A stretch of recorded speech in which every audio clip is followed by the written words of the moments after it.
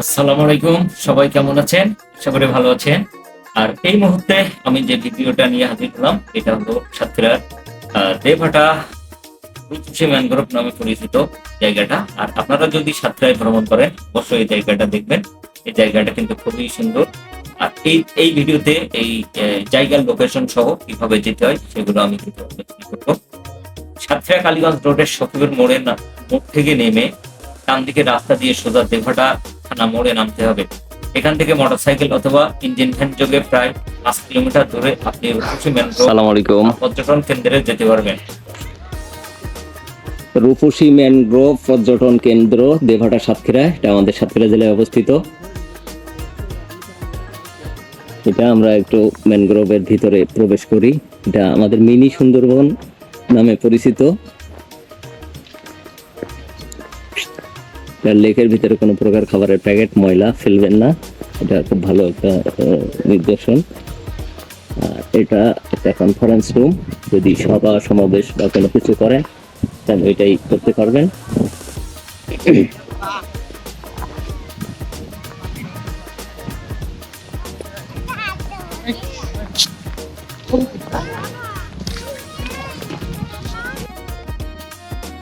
এই রূপসী ম্যানগ্রোভ মূলত সাতক্ষীরা জেলার সদর জেলা হতে 30 কিলোমিটার দূরে ইছামতি নদীর তীরে শিবনগর মৌজায় প্রায় 150 একর জমি জুড়ে রয়েছে এই বিনোদন কেন্দ্রটি।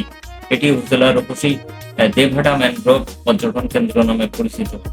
ইছামতি নদীর তীরে কৃত্রিমভাবে সৃষ্টি এই ম্যানগ্রোভ পর্যটন কেন্দ্রটি এখন উপজেলার মানুষকে গর্বিত করে। এই পর্যটন কেন্দ্রের সার্বিক উন্নয়নের জন্য জেলা প্রশাসকের পক্ষ থেকে বিভিন্ন সহযোগিতা প্রদান করা হয়েছে।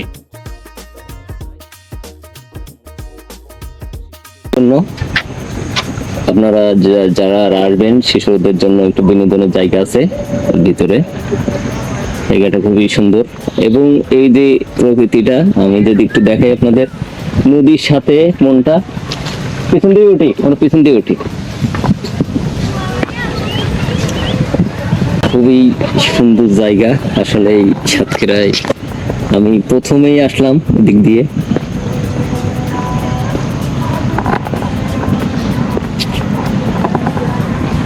নদী এক পাশে আর নদীর সাথেই আসলে মূলত পার্কটা। এখানে চাইলে নদীটা উপভোগ করতে পারবেন এখানে বসে। এখানে একটা ভিউ পয়েন্ট দেওয়া আছে, ভিতরে বসার জায়গা আছে। নদীর সাথে হওয়ায় জায়গাটা খুবই সুন্দর, খুবই চমৎকার। আর এখানে আমাদের একটা চাচা চিংড়ি সংগ্রহ করতেছে। এই চিংড়িগুলো মূলত ঘেরে দেওয়া হয় এবং চিংড়ি চাষ করা হয়, যেটা সেই চিংড়ির রেণুপোনা বলে এটা। আর এটা নদীর ওপার ভারত আর এপার বাংলাদেশ। ভারত বাংলাদেশের যৌথ যে ইছামতি নদী সেটা এটা।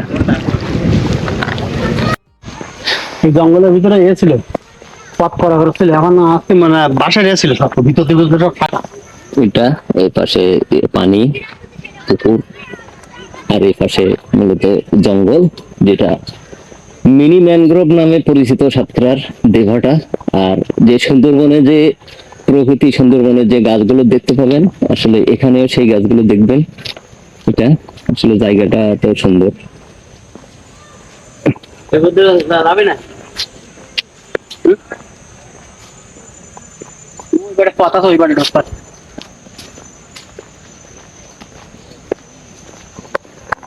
ভিডিওটা করিস।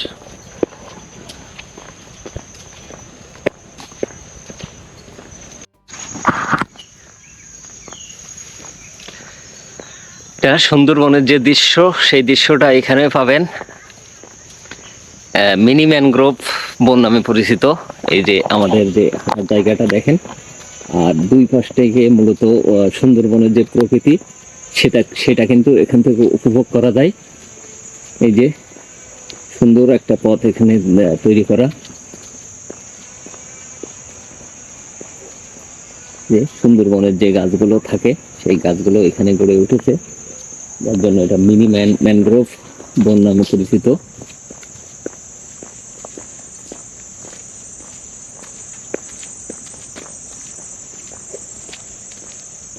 আপনারা সুন্দরবনের যে দৃশ্যটা পাবেন কিন্তু এখানেও কিন্তু একই রকমের দৃশ্যটা এখানে পাওয়া যাবে।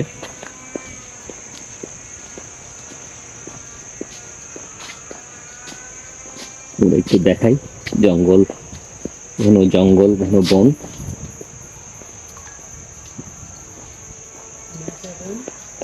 দেবহাটা কেওড়া বাগান, সুন্দরবন প্রকৃতি সৌন্দর্য, মানে অনেক ঘুরে অনেক মজা লাগবে আসলে এখানে।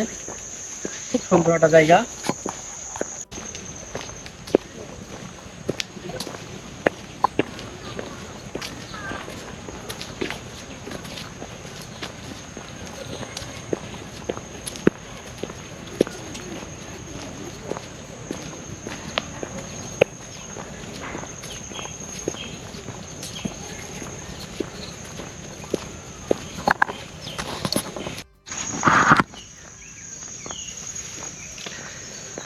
এটা সুন্দরবনের যে দৃশ্য সেই দৃশ্যটা এখানে পাবেন। মিনি ম্যানগ্রোভ বন নামে পরিচিত। এই যে আমাদের যে হাঁটার জায়গাটা দেখেন, আর দুই পাশ থেকে মূলত সুন্দরবনের যে প্রকৃতি সেটা কিন্তু এখান থেকে উপভোগ করা যায়।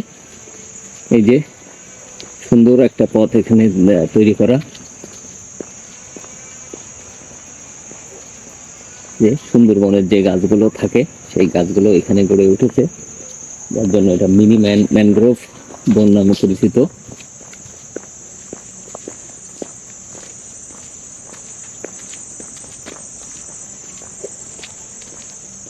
আপনারা সুন্দরবনের যে দৃশ্যটা পাবেন কিন্তু এখানেও কিন্তু একই রকমের দৃশ্যটা এখানে পাওয়া যাবে।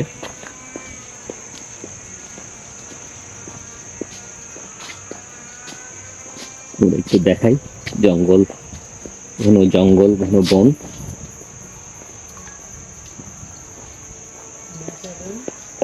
দেবহাটা কেওড়া বাগান, সুন্দরবন প্রকৃতি সৌন্দর্য, মানে অনেক ঘুরে অনেক মজা লাগবে আসলে এখানে। খুব সুন্দর একটা জায়গা।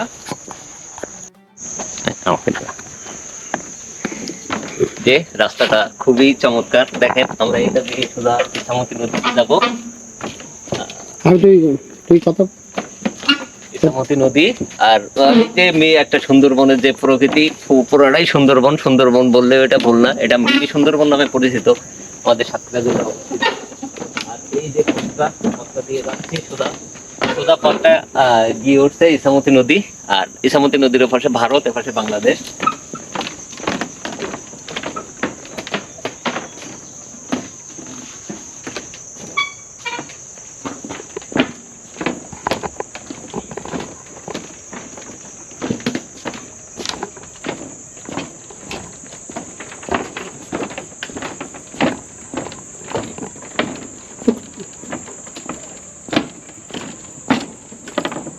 বল। এটা ইছামতি নদী ভারত বাংলাদেশ যেটা বিভক্ত করছে। আর এই নদীটা সব মিলিয়ে একটা অসাধারণ পরিবেশ, যেটা দেখেন। এই যে বনটা অনেক সুন্দর একটা বন। আর এখানে একটা লাভ পয়েন্ট আছে, থাকো ওখানে থাকো, সমস্যা নাই। লাভ পয়েন্ট, আর লাভ পয়েন্ট এখান থেকে একটা ভিউ নিতে পারবেন। নদীটা যে মূলত যে সৌন্দর্য এখানে পাবেন। আর এখানে যে বাংলাদেশের জেলেরা মাছ ধরছে আমাদের বাংলাদেশ সীমান্তে।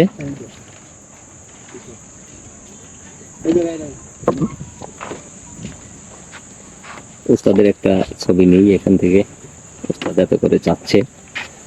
অনেক সুন্দর জায়গা। ও অসাধারণ ভিউ। ক্যামেরা দেখ।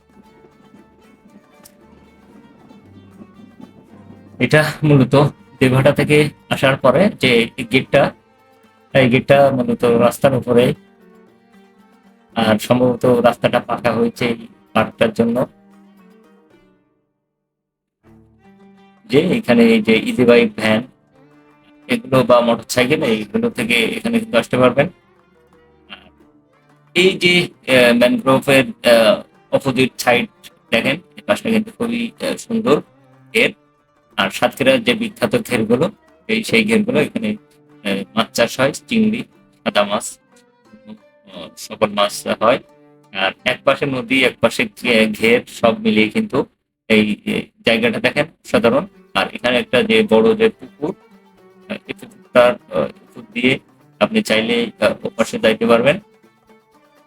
আর মূলত যে একটা নিরিবিলি পরিবেশ বা সুন্দর একটা প্রকৃতি, এটা দেখে আপনি তো অবশ্যই মুগ্ধ হবেন। আর সাতক্ষীরায় যদি আপনারা ভ্রমণ করেন, এই জায়গাটা অবশ্যই ভ্রমণ করবেন, কারণ খুবই সুন্দর জায়গা। জায়গাটা কিন্তু অসাধারণ একটি জায়গা।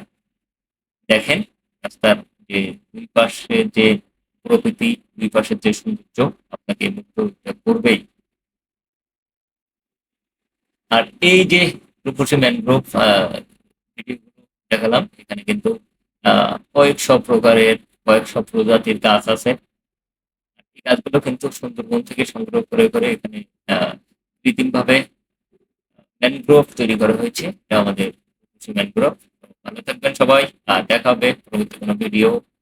আমার চ্যানেলে যদি আপনি নতুন হয়ে থাকেন, অবশ্যই সাবস্ক্রাইব করে পাশে থাকবেন। আসসালামু আলাইকুম।